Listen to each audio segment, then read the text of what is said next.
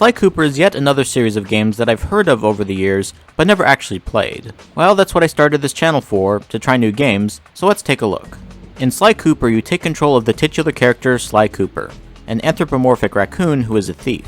He's assisted by Bentley, a nerdy, tech-savvy turtle, and Murray, who is their getaway driver and is pretty much completely useless in every other regard. The game opens with Sly pulling off a heist, where he is looking for information on the Fiendish Five, the most notorious villains in the world. After successfully retrieving a police file about the 5 villains, Sly reveals his backstory. He was a member of the Cooper clan, a family descended from a long line of thieves.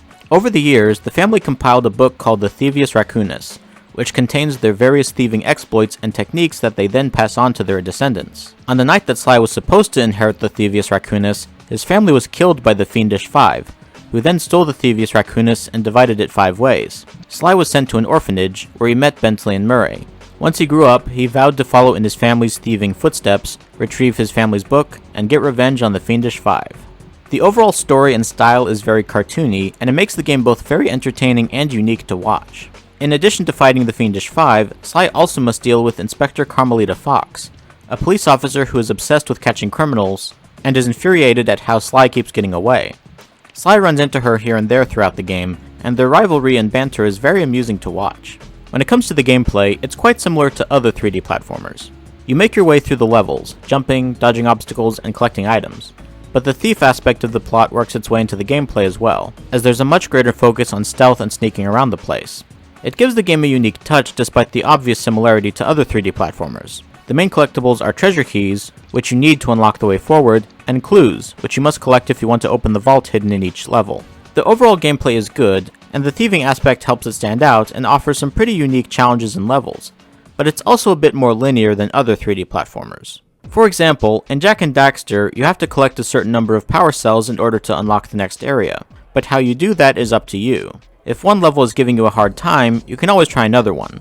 All that mattered was collecting a certain number of power cells, and the game was much more flexible about how you wanted to go about doing that. In Sly Cooper though, collecting every key is mandatory in order to unlock the next area, so it's more rigid. On top of that, while collecting the clues is fun, you have to collect all the clues in a specific level in order to unlock that specific level's vault. So once again, the game is more rigid in its structure.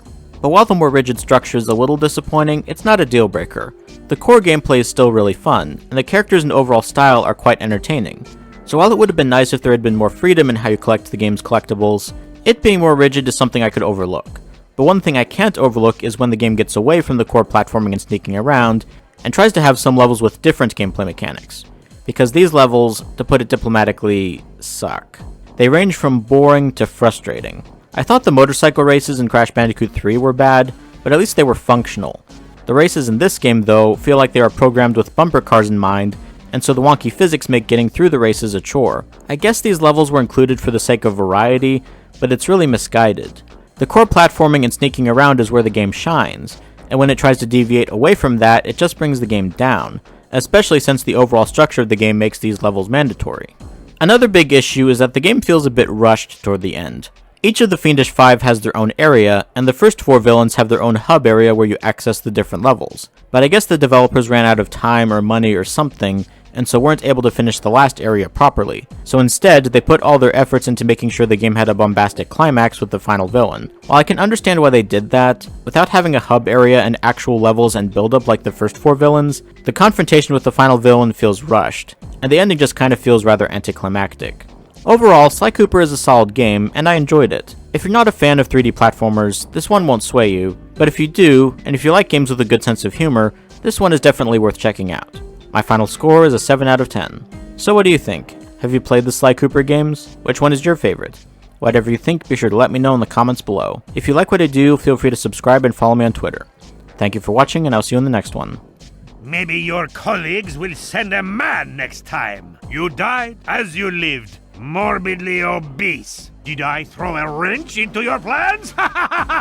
Does it hurt when I do that? It does, doesn't it? Excellent. The outcome was never really in doubt.